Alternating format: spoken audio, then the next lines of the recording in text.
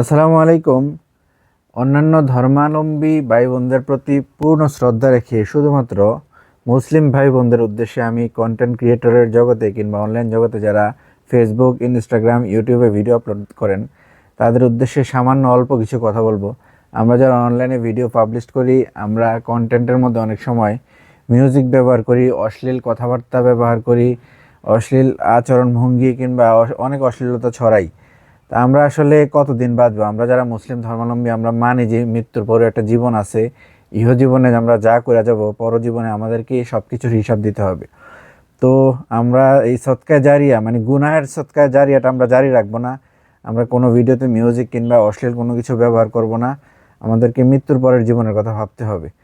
তো সবাই অনলাইনে এইসব থেকে আমরা এড়িয়ে চলবো এবং নিজেকে পরকালের জন্য প্রস্তুত রাখবো সবসময়। মৃত্যু কখন কার আসে আসলে বলা যায় না। সবাই ভালো থাকবেন। আল্লাহ হাফেজ।